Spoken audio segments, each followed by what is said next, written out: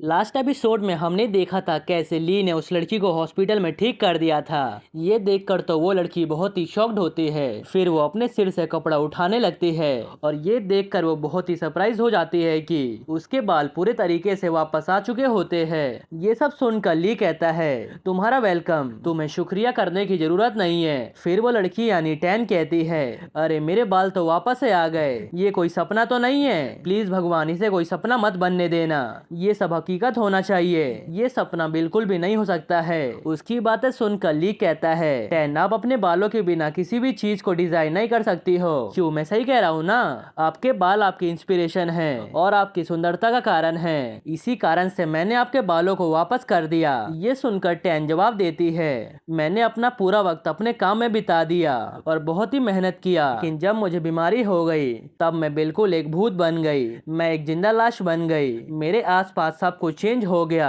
और मैं हमेशा सोचने लगी कि ये बीमारी मुझे मार दे। इससे ये होगा कि जिन लोगों ने मुझे याद किया होगा उन्हें सिर्फ मेरा सुंदर चेहरा ही याद होगा। इसीलिए आपका थैंक यू मिस्टर ली, मैं आपकी शुक्रगुजार हूँ। उसकी बातें सुनकर ली कहता है, अगर ऐसी बात है तो क्या तुम मेरे इटर्नल क्लब को ज्वाइन करोगी? इस पर टैन कहती है, हाँ मैं आपके इटर्नल क्लब को ज्वाइन करूंगी, प्लीज मुझे इनवाइट कर लीजिए, मैं आना चाहती हूँ। उसके बाद हमें इटर्नल क्लब को दिखाया जाता है जिसके अंदर ली एम्प्लॉय नंबर 3 के बारे में बता रहा होता है और कहता है, एम्प्लॉय नंबर 3, उसका नाम टैन यानू है, पर्सनैलिटी एक साधारण पर्सनैलिटी है लेकिन मामूली लोगों से थोड़ा हटके है। ये एक टैलेंटेड प्रोग्रामर और डिजाइनर है लेकिन इनके अंदर भी इम्प्रूवमेंट हो सकता है। मैं इसे 10 में से 7 रेटिंग देना चाहता हूँ। टैन का जॉब इटर्नल क्लब को बाहर की दुनिया में अच्छा साबित करना है और उसके इमेज को अच्छा बना के रखना है। ये एक ऐसी डिजाइनर है जिसे इटर्नल क्लब का नया चेहरा बनाना है। ये सुनकर टैन ली के पास जाती है और कहती है, मिस्टर ली, आपने जिस डिजाइन की बात की थी वो डिजाइन रेडी हो चुकी है,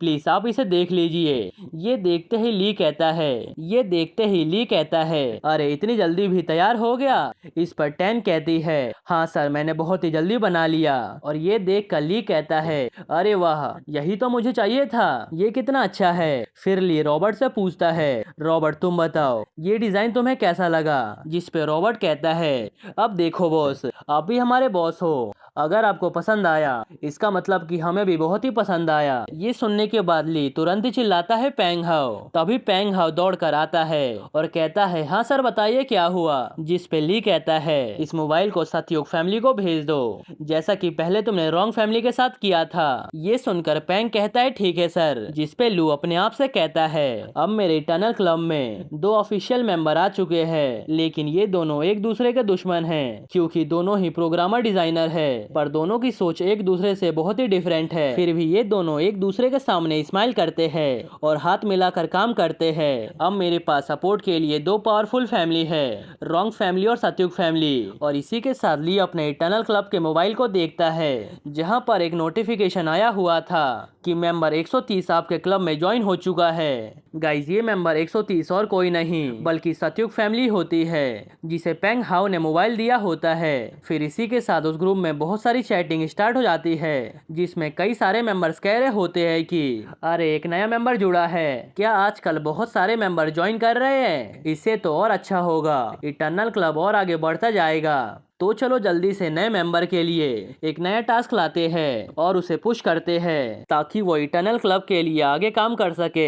और अच्छा बिहेव करे। तभी ली सोचता है कि आखिर सत्यु फैमिली को मैं कौन सा काम दे सकता हूँ। तभी ली अपने मोबाइल को देखकर बहुत ही शॉक्ड होता है क्योंकि उसे एक फोन आ रहा होता है। ली के मोबाइल पर लिन नाम के बंदे का फोन आ रहा होता है और ये कोई और नहीं बल्कि ली का एक पुराना दोस्त होता है जो कि ली के साथ पहले ऑफिस में काम करता था। उसके बाद ली फोन उठाते हुए कहता है, तब दूसरी तरफ से लिन कहता है, मैं लिन बोल रहा हूँ। तब ली बोलता है, बोलो भाई, इतने दिनों बाद मुझे कॉल कैसे किया?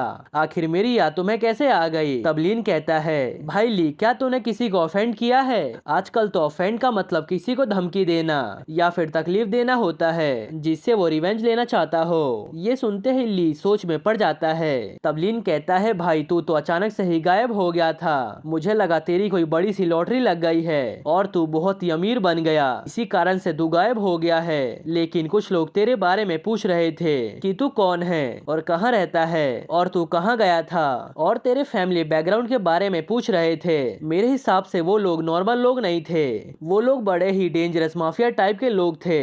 वो लोग तेरी फोटोज ले गए और तेरे बारे में पूछ रहे थे, तेरे दोस्तों के बारे में भी, और मुझे नहीं पता क्यों, लेकिन वो लोग तेरे लिए बहुत ही गुस्से में लग रहे थे।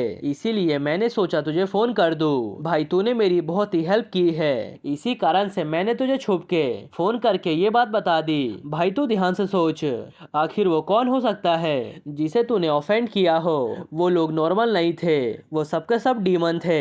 इसीलिए तू सतर्क रहना और अपना ख्याल रखना, ठीक है। और हाँ, एक और बात, कहीं तू कुछ इलीगल काम तो नहीं कर रहा है? अगर कर रहा है तो बता दे, मैं तेरी हेल्प कर सकता हूँ। ये सब सुनकर ली कहता है, आजकल मैंने एक नया बिजनेस स्टार्ट किया है और मेरा सारा काम लीगल है, तुझे मेरी चिंता करने की जरूरत नहीं है। तब लिन कहता है, भाई मैंने सोचा नहीं था तेरे साथ ऐसा हो जाएगा, लेकिन जो भी हो मैं तुझे वार्न कर रहा हूँ, अपनी सेफ्टी का ध्यान रखियो। ये सुनकर ली कहता है, हाँ मैं समझ गया, मैं अपना ध्यान रखूंगा, तेरा बहुत बहुत शुक्रिया मेरा इतना केयर करने के लिए। इतना कहकर ली फोन कट कर देता है और एक गहरी सोच में पड़ जाता है और सोचता है कि अब तक तो मैंने बड़े बड़े फैमिली से डील किया है, क्या वही लोग हैं जो मेरी इंफॉर्मेशन निकाल रहे हैं? लेकिन ऐसा कैसे हो सकता है? रॉन्ग फैमिली और सत्युक फैमिली से तो मैंने प्रॉपर कॉन्ट्रैक्ट किया है जिसमें लिखा था कि वो मेरी इंफॉर्मेशन नहीं निकाल सकते हैं, तो फिर कौन हो सकता है? हाँ याद आया, वो लड़की जो मुझे शादी में मिली थी वो शायद से एक एक्ट्रेस थी। ये सब सोचकर ली सीधा रॉबर्ट के पास जाता है और गाइस इसका मतलब ये है कि रॉबर्ट की अब तो बैंड बजने वाली है। तब रॉबर्ट कहता है, बॉस क्या हुआ? तब ली कहता है, कुछ बड़ी मछलियां है जो मुझे अपने जाल में फंसाना चाहती है और मेरा इंफॉर्मेशन निकाल रही है। ये सुनकर रॉबर्ट कहता है, क्या ऐसा भी होता है? मुझे लगा नहीं था मेरे बॉस के लिए कोई भी इंफॉर्मेशन निकालेगा। रुको, मैं अभी उनकी बैंड बजाता हूँ और ये तो बेस्ट चांस है मेरे सिस्टम को यूज करके दिखाने का कि ये क्या क्या कर सकता है। चलो शो टाइम शुरू करते हैं। और ये सीन यहीं पर एक बिल्डिंग में शिफ्ट होता है जहाँ पर एक एम्प्लॉय अपने बॉस को रिपोर्ट दे रहा होता है जिसमें ली की सारी इंफॉर्मेशन होती है। फिर वो एम्प्लॉय कहता है, बॉस ये लीजिए, आपको जो इंफॉर्मेशन चाहिए था ये सब उसमें है। तभी एक लड़की पीछे से कहती है, मिस्टर सॉन्ग ने बोला था कि तुम इस लड़के से पंगा मत लेना, क्योंकि अगर तुमने बदला लेने का सोचा भी तो तुम उसके चक्रव्यूह से बाहर नहीं आ पाओगे। जिस जिस बैंक का सपोर्ट तुम्हें मिलता है वो भी इस ली का कुछ भी बिगाड़ नहीं पाएगी। और ये लड़की कोई और नहीं बल्कि वही होती है, ये वही एक्ट्रेस है जिसने जैन को थप्पड़ मारा था, यानी कि ली के गर्लफ्रेंड को। तब उसका बॉस कहता है, सत्युक फैमिली का लीडर मिस्टर सॉन्ग कितना पागल है जो इतने मामूली से बच्चे के साथ रिलेशन रख रहा है और उसे दोस्त बोल रहा है। ये सुनते ही मिंजी चिल्लाकर बोलती है, बॉस मैं आपकी प्रोडक्शन में हूँ, सबको पता है, लेकिन फिर भी उस ली ने मुझसे पंगा ले लिया और मुझ पे हाथ उठाया। ये तो आपके ऊपर हाथ उठाने के बराबर है, प्लीज आप मुझे प्रोटेक्ट करिए और मेरा रिवेंज लीजिए। ये सुनकर बॉस कहता है, बढ़िया, लेकिन ये मैटर सत्युक फैमिली से रिलेटेड है तो हमें बड़े ही सावधानी से काम को करना होगा। फिर वो एम्प्लॉय से कहता है, जाओ जितनी इंफॉर्मेशन मिल सके ली के बारे में ले आओ, एक एक चीज चाहिए, कोई भी इंफॉर्मेशन मिस नहीं होनी चाहिए। तब एम्प्लॉय कहता है, यस बॉस। इधर वो लड़की सोचती है, ली तुमने मेरी बेइज्जती की थी, मैं उसका बदला बेशक लूंगी और तुम्हें महंगा पड़ेगा। और ये सीन यहीं पर शिफ्ट होता है। उसके बाद हम ली को देखते हैं जो कि एक कैमरे से माफिया की सारी हरकतें देख रहा होता है और जो मिंजी बॉस से कह रही होती है उसे भी सुन रहा होता है। और उसकी बातें सुन के ली कहता है, छी छी मिंजी तू कब समझेगी, लगता है तुझे सबक सिखाना पड़ेगा। तभी रॉबर्ट आके बोलता है, बॉस मैंने उस भद्दे मोटे आदमी के बारे में इंफॉर्मेशन निकाल लिया है। ये सुनकर ली कहता है, ठीक है मैं आता हूँ। तब रॉबर्ट कहता है, बॉस ये मोटा आदमी एक बड़ा माफिया है। ये सुन के ली कहता है, लगता है मिंजी को यही सपोर्ट कर रहा है, इसी कारण से ये इतना उछल रही है। और तुम्हें उसके बारे में क्या पता चला? तब रॉबर्ट कहता है, इसका नाम जाओ नानियांग है, ये एक रियल एस्टेट कंपनी का मालिक है जो कि जमीन खरीदता और बेचता है और शेयर मार्केट में भी पैसा लगाता है। और ये अपनी फैमिली का छोटा बेटा है, इसका बिजनेस पूरे देश में फैला हुआ है और ये लड़कियों का दीवाना है। इसकी बहुत सारी लवर्स है, सिर्फ मिंजी नहीं बल्कि और भी लड़कियां इसके कब्जे में आ चुकी है। तभी रॉबर्ट बात को चेंज करते हुए कहता है, बॉस अगर इसकी इतनी सारी गर्लफ्रेंड्स है तो ये बंदा तो बहुत ही परेशान रहता होगा ना। तब लू कहता है तू बहुत ज्यादा ड्रामा देखने लगा है, रियल लाइफ में ऐसा कुछ भी नहीं होता। पर तभी रॉबर्ट कहता है, बॉस ये देखिए ये बंदा अच्छा इंसान नहीं है। तब लू कहता है दिखाओ तो। तब रॉबर्ट बताता है ये बहुत सारे लोगों का पैसा खा गया है, जिसे घर बना के देना था उसे नहीं दिया, और इसके बेटे ने किसी को कार से कुचल दिया और पुलिस वालों से भी फाइट की, और बिल्डिंग में 2 कपल जल गए, और एक एम्प्लॉय को धमका के होटल ले गया था, और उसके साथ उसने गलत काम किया। ये सब सुनकर ली बहुत ही शॉक्ड होता है। तब रॉबर्ट कहता है बॉस ये तो कुछ भी नहीं है, ये सिर्फ बहुत ही कम केस है, इसने तो इससे भी बढ़ के बहुत बड़े बड़े कांड किए हैं। तब ली कहता है ये बंदा एक नंबर का ग्रीडी और कमीना इंसान है, जितना भी सर्च कर लो इसके बारे में कुछ भी नहीं मिलेगा। उसके बाद ली कहता है रॉबर्ट इस बंदे के ऊपर नजर रखो, और इस मिंजी पे भी अगर कोई भी इंफॉर्मेशन मिले तो मुझे बताना। ये सुनकर रॉबर्ट कहता है यस सर। उसके बाद ली जाते हुए कहता है नानयांग चलो देखते हैं, नानयांग चलो देखते हैं आखिर तेरे अंदर कितनी पावर है। अब मैं तुझे दिखाता हूँ सजा क्या होती है, और वो सजा होगी मौत। और ये सीन यहीं पर शिफ्ट होता है। फिर हमें पेंग हाउ को दिखाया जाता है जो अपने टीचर जैंग के साथ ट्रेनिंग ले रहा होता है, और उसके ऊपर अटैक करते हुए कहता है टीचर अभी ये खत्म नहीं हुआ, मैं आपको एक ही बार में गिरा कर जीतना चाहता हूँ। लेकिन जोंग एक पहाड़ की तरह खड़ा होता है। ये देखकर पेंग हाउ डायरेक्शन चेंज करता है। तब जंग सोचता है ये बंदा तो स्मार्ट और टैलेंटेड हो गया है, और वो अपने सिर से उसके सीने पे मार देता है। लेकिन पेंग हाउ उसकी गर्दन पकड़ लेता है और उसे खींच कर पटकने लगता है और चिल्लाता है हा हा मैं जीत गया।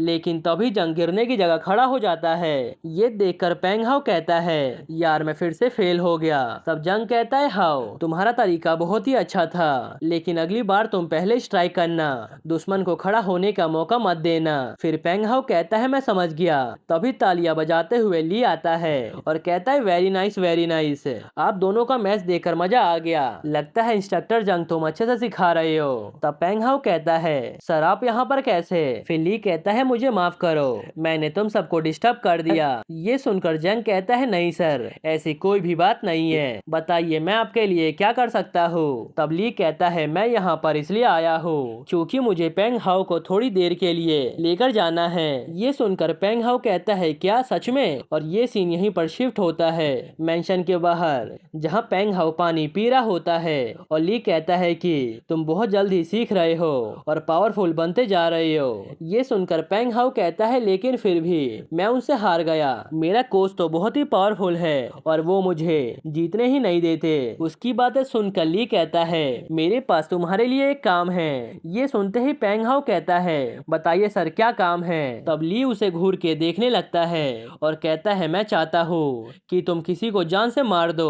ये सुनते ही पेंग हाउ के होश उड़ जाते हैं। पेंग हाउ को ऐसे डरते हुए देख के ली कहता है तुम्हें ऐसे डरने की जरूरत नहीं है, मैं तुम्हारे साथ हमेशा रहूंगा तुम्हारे हर मिशन में। लेकिन ये सुनकर पेंग हाउ कुछ भी जवाब नहीं देता। तभी ली पेंग हाउ के कांपते हुए हाथ को देखता है और कहता है पेंग हाउ क्या तुम ये कर सकते हो। जिस पर पेंग हाउ कहता है ठीक है सर मैं ये काम करूंगा। ये सुनते ही ली कहता है ठीक है अगर तुम ये काम करोगे तो 7 बजे आकर मुझसे लाइब्रेरी के पास मिलना, और जब तुम लाइब्रेरी के पास आओ तब तुम पूरी तरह से रेडी रहना। इस पर पेंग हाउ कहता है ठीक है बॉस मैं समझ गया सर अब मैं चलता हूँ, मैं तैयार होने जा रहा हूँ। ये कहते ही पेंग हाउ वहाँ से चला जाता है और ली उसे जाते हुए देखकर सोचने लगता है कि जितना मैंने सोचा था पेंग हाउ को खून खराबा पसंद नहीं है। क्या खून देखकर पेंग हाउ अपने आप को संभाल भी पाएगा? क्या पेंग हाउ अपने साइकोलॉजिकल टेम्पर के दबाव को हटा पाएगा? अगर वो ऐसा नहीं कर पाया तो उसकी किस्मत यानी उसकी वैल्यू बहुत ज्यादा गिर जाएगी और मेरे लिए ये बंदा काम का नहीं रह जाएगा। और अगर ऐसा इसने कर दिखाया तो ये मेरे लिए बहुत ही अच्छा व्यक्ति साबित होगा।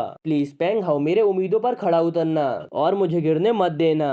लेकिन तभी पेंग हाउ की तरफ एक पत्थर आता है और उस पत्थर को तुरंत पेंग हाउ कैच कर लेता है। ये पत्थर कोई और नहीं बल्कि हाउ के टीचर जंग ने फेंका था। फिर वो फेंकते हुए कहता है ओए कमजोर लड़के, ओए नालायक, चलो और बाहर खेलते हैं और थोड़ा फन करते हैं, चलो मैं तुम्हें थोड़ा पीटता हूँ। लेकिन पेंग हाउ बहुत ही गंभीर होकर उस इंस्ट्रक्टर को देखने लगता है, उन्हें घूर कर। ये देखकर इंस्ट्रक्टर का दिमाग ही फट जाता है। वो सोचने लगते हैं अरे इसकी ये आंखें एकदम एकदम खूनी है। पेंग हाओ तो बहुत ही कातिलाना है, जैसे ये किसी का मर्डर करने जा रहा हो। पेंग हाओ, ये तुम क्या करने जा रहे हो? अगर तुम किसी का सच में मर्डर करने जा रहे हो तो प्लीज अपने दिल को कभी मत खोना और अपने दिल के अंदर काइंड को बनाए रखना, प्लीज पेंग हाओ।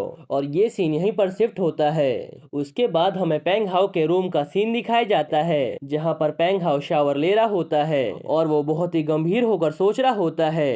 पेंग हाओ, तुम्हें अपने आप को तैयार करना पड़ेगा। आखिर तुम इतने दिन से ट्रेनिंग किस बात की ले रहे हो? तुम्हें यही काम करने के लिए ट्रेनिंग दिया जा रहा था। पेंग हाओ, तुम्हें अपने आप को संभालना होगा। मैं एक अच्छी और हेल्दी लाइफ जी रहा हूँ, बस ली के कारण से। जो पावर उन्होंने मुझे दी और मुझे ठीक किया, उनके कारण से आज मैं जिंदा हूँ। मैं मिस्टर ली के हाथ का वेपन हूँ। वो जिस तरफ इशारा करेंगे मैं उस तरफ जाकर उन सबको मार डालूंगा, और यही मेरा मिशन है और यही मेरी लाइफ है। ये बोलते ही पेंग हाओ एक टॉवल लपेट कर जाने लगता है और अपने रूम में आकर एक बेड के नीचे से बैग निकालता है और उस बैग से एक डैगर निकालता है। उस डैगर को अपने हाथों में लेकर पेंग हाओ कहता है, ये डैगर मेरे लिए काफी है। उसके बाद वो अपनी फैमिली की फोटो की तरफ देखकर कहता है, आप सबको मेरी चिंता करने की जरूरत नहीं है, मैं एक अच्छी लाइफ जी रहा हूँ। और ये कहते ही पेंग हाओ अपने रूम से चला जाता है और ये एपिसोड यहीं पर खत्म होता है। अब हमें अगले एपिसोड में देखने को मिलेगा, क्या पेंग हाओ उस बंदे को मार भी पाएगा और क्या ली सच में उससे किसी का मर्डर करवाना चाहता है? ये तो हमें नेक्स्ट एपिसोड में ही पता चलेगा। एनीवेज, अगर आपको ये वीडियो थोड़ा सा भी पसंद आया हो तो प्लीज वीडियो को लाइक कर देना और हाँ, चैनल को सब्सक्राइब करना मत भूलना। इस वीडियो का लाइक है मैं 2K। अगर ये पूरा हो जाएगा तो इसका नेक्स्ट एपिसोड आएगा, तो प्लीज वीडियो को लाइक कर देना और हाँ, कमेंट करना मत भूलना। ओके, तो मिलते हैं नेक्स्ट एपिसोड में।